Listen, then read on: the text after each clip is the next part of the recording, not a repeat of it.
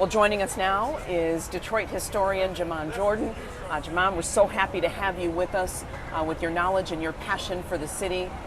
I had the opportunity to speak to Reverend Smith, Dr. James Weathers over at New Bethel. Oh, yes. Had a whole afternoon to walk and see the pictures inside that beautiful church that tell a story in itself about the origin of the speech being given here in Detroit. Yes. And I'm so glad to be here, and thank you for having me here.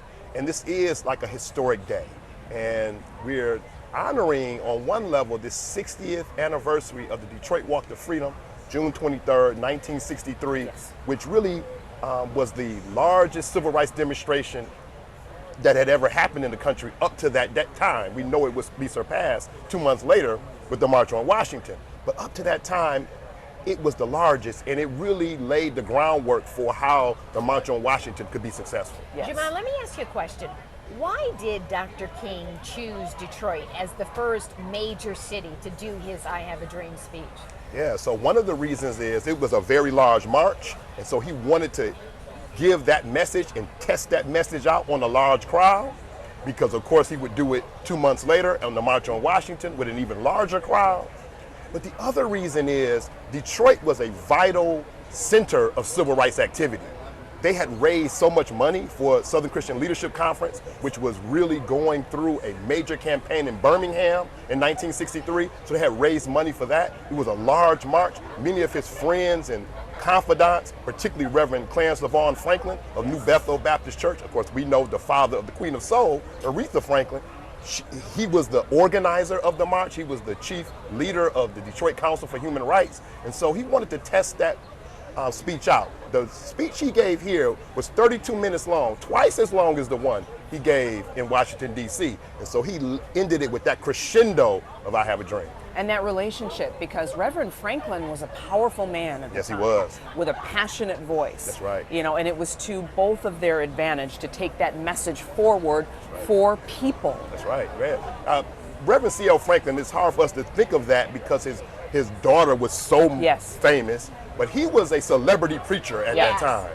People all over the country were buying records and listening to the recorded sermons of Reverend C.L. Franklin. There were people in other states who had never come to the city of Detroit but considered Reverend Franklin their preacher because they played his records, his sermons at home. You know, and tell us this, who really organized the march here in Detroit? I mean, we hear C.L. Franklin, we hear Reverend Nicholas Hood Sr., but I mean, if you had to name the top 3 or 4, who really made it happen? Yeah, so this organization called the Detroit Council for Human Rights would be organized in May of 1963. And at its leadership, of course, is Reverend Clarence LaVaughn Franklin. Right next to him is Reverend Albert Clegg Jr., who will become the founder of the Shrine of the Black Madonna and take on the African name Jeramogi Abebe Ajiman. Benjamin McFall, who is the owner of McFall Brothers Funeral Home, and James Del Rio, who will one day become a judge, but at that time is a successful real estate agent and real estate company owner. And then they will bring on Tony Brown, the journalist, to be the coordinator of the march, to do the on-the-ground work. He actually was holding the banner for that. He was holding that banner. That's right. So that is the group that really organizes the Detroit Walk to Freedom. That Detroit Council for Human Rights leadership that I just named, and then they chose Tony Brown to be the on-the-ground person, putting all the last-minute things together. And then, of course, you had the fundraisers. That's right. And all of the brothers and sisters that were in the churches behind getting the message out. That's right. It was a 4-month effort of communication to rally support. That's right. That's right. So the UAW would come on board and be one of the major fundraisers and co-planners and co-organizers of the march, led by then Walter Reuther, the mayor of the city of Detroit. He will be involved. Jerry Kavanaugh, who was the mayor at that time. People from the governor's office, Governor George Romney, of course the father of the Senator Mitt Romney. He was the governor at that time.